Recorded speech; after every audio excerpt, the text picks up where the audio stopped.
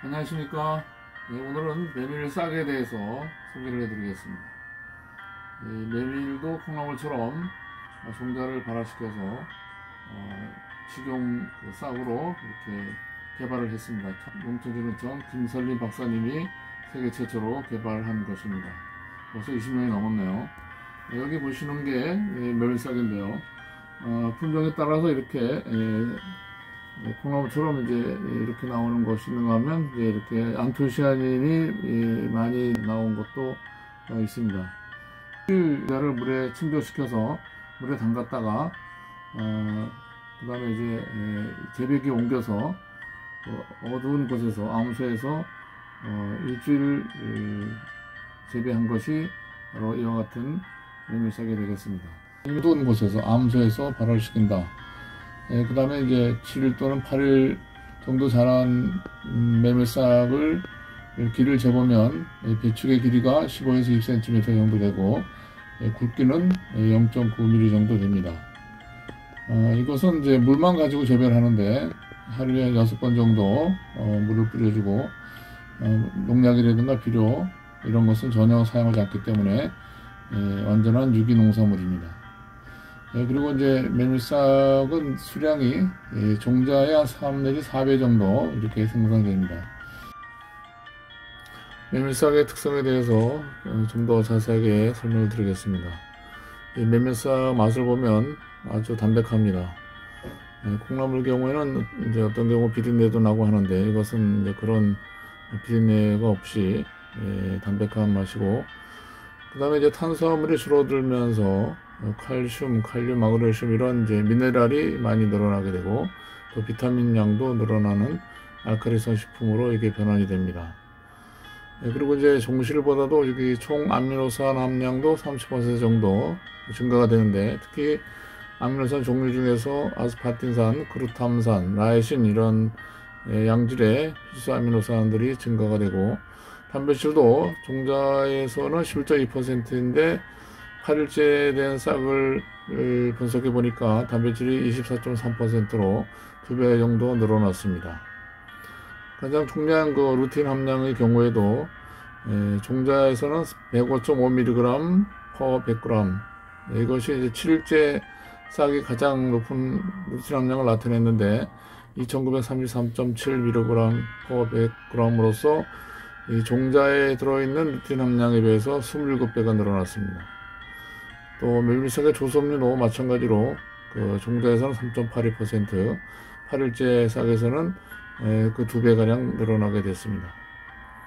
그 다음에 이제 메밀싹의 지방산은 포화지방산 20%, 불포화지방산 78.6%로 불포화지방산의 비율이 더 증가가 됐고, 당 조성의 경우도 이당류, 종실은 주로 이당류인데 메밀싹으로 전환이 되면서 단당류가 많이 늘어나는 이러한 특성을 알 수가 있습니다. 그래서 이렇게 그 메밀싹은 종자가 이제 싹으로 전환이 되면서 영양소의 특성도 좀 바뀌면서 다이어트 식품으로 아주 그 적합한 이런 그 건강 채소로 변신을 하게 되는 그런 싹이 되었습니다. 메밀싹 개발 과정에서 특이할 만한 그런 이제 일화가 있는데요. 이 메밀싹이 발화되는 과정에서 이 겉껍질을 이 메밀싹에 이제 붙어서 이렇게 나오게 됐는데, 이거를 이제 상업화하려니까 그 부분이 문제가 됐습니다. 우리가 콩나물 같은 경우는 이제 그 콩껍질이 있지만 그 시루에서 뽑기 전에 그 공합 살수 고압으로 이렇게 뿌려서 껍질을 제거하는 그런 방법이 많이 쓰이는데, 이 메밀싹은 이제 이 싹이 약하니까 줄기도 가늘고 심체 약하니까 이렇게 이제 고압으로 물을 뿌려서 그 메밀 껍질을 없애려고 하면 이제 다 못 쓰게 되죠. 메밀싹이 이제 부러지고 또 주저앉고 하니까 이제 상품 가치가 없어지는데, 그것을 이제 없애는 과정이 요구됐는데, 그 동해에 사시는 김동혁이라고 하는 콩나물을 잘 키우던 분이 계셨는데, 그분이 이제 이 메밀싹에 대한 정보를 알게 돼서 농촌진흥청에 가서 기술 이전을 받았습니다. 그런데 이제 이걸 제거하는 게 문제가 돼서 이분이 이제 그거를 해결하기 위해서 가진 노력을 다하다가 이제 마침내 성공을 했는데, 겉껍질을 벗기 위해서 이제 그 여러 가지 방법을 썼었습니다. 뭐 이렇게 왕개도 덮어보고 또 마사토도 덮어보고 해봤지만 메밀싹이 발화가 되면서 이 껍질이 벗겨지지 않고 그대로 이제 겉껍질이 매달린 채로 이 메밀싹이 이제 발화가 되는 것을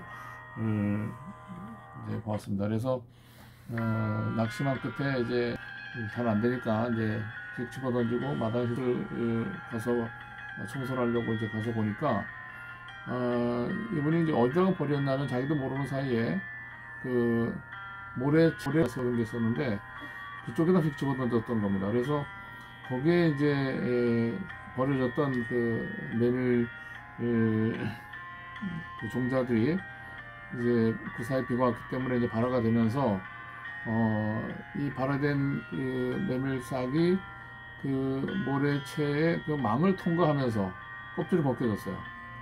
그래서 그것을 발견한 이 김 사장이 거기서 아이디어를 얻어서 이제 메밀 재배기를 이제 개발하게 되고 그 메밀 재배기를 이제 특허를 출원하게 됐는데, 여기 이 메밀 재배기가 이제 그 밑에 철망을 하나밖에 없는데, 이거를 이제 여기 보면 홈이 있죠. 이게 두 층으로 이 철망을 깝니다. 그래서 맨 아래층에는 이제 종자를 이제 그 침적을 시켰다가 물에 담갔다가 여기다가 이제 펴죠. 종자 물이 쭉쭉 빠져야죠, 밑으로. 그래서 이제 망이 필요한 거고, 그 다음에 이제 그 위에 한층 더 이제 똑같은 망을 갖다 여기다 끼우게 되면 발화된 메밀이 이제 이렇게 위로 향해서 자라다가 이 망에 걸려서 겉껍질이 벗겨집니다. 일주일 정도 이렇게 메밀싹이 자란 걸 보면 뭐 전부 이렇게 이 망에 걸려서 껍질은 밑에 그냥 남아 있고, 이 망을 통과해서 위로 올라온 것은 다 이렇게 겉껍질이 벗겨진 상태로, 그래서 이러한 그 메밀싹이 생산이 가능해졌습니다. 이 겉껍질을 제거하는데 이러한 그 재배기를 개발해서 성공한 분은 이제 김동혁이라고 하는 분입니다. 그래서 그 당시에 그분이 이제 이걸 가지고 이제 보시는 것처럼 이분인데요. 여러 가지 이제 음식을 이제 레시피를 개발도 하고, 그 다음에 또 이런 그 전단지를 만들어서 이 농협이나 이런 매장에서 이것을 팔 때 이 메밀싹을 홍보하는 그런 그 자료로 이용을 했습니다. 그리고 이제 다른 회사에서도 메밀싹에 관심을 가지고 메밀싹을 재배해서 상품으로 이렇게 판매하는 회사들이 나오게 됐는데, 이제 카탈로그가 이제 그중에 이제 이런 것도 있고, 그다음에 또 이런 그 회사에서 나온 메밀싹도 있었습니다. 대룡산 막국수에서 메밀싹을 기르고 있고, 평창의 한 지역에서 메밀싹을 기르는 데가 있습니다.